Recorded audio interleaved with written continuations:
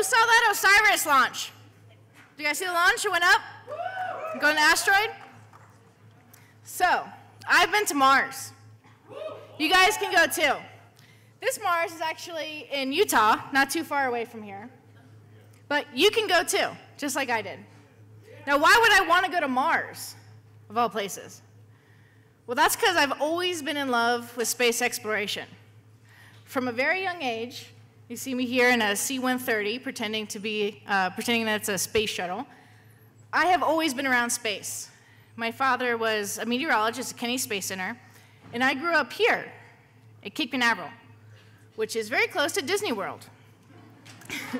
So Cape Canaveral, Central Florida area was an amazing place to grow up. Anything was possible, everything was magical, the sky was not the limit. So this naturally led to a love of astronomy. And now astronomy is a way to experience space. It's a way to get hands-on. It's a way to become one with the universe. Now, why would we be interested in exploring? Why would I be interested? Why would you be interested? It's because exploration is in our DNA. We can't escape it.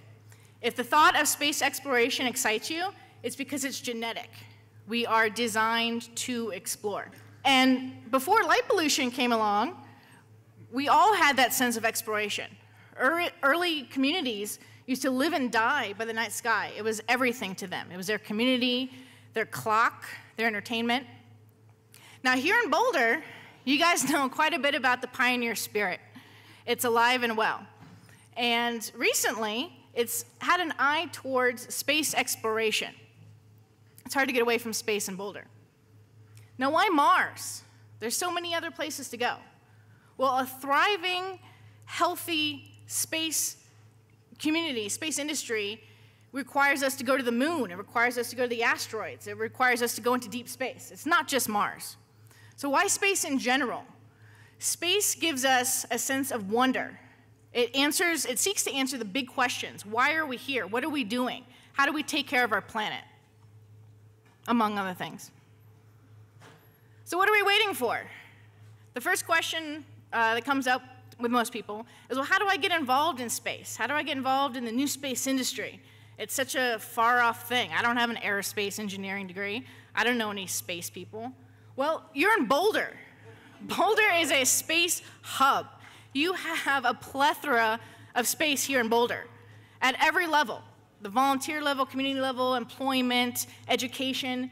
Boulder is a space hub. This is my boyfriend, Joe. He has always been in love with space exploration, so he decided to go on a Mars Arctic simulation mission. This is how you get involved. If you can dream it, you can do it.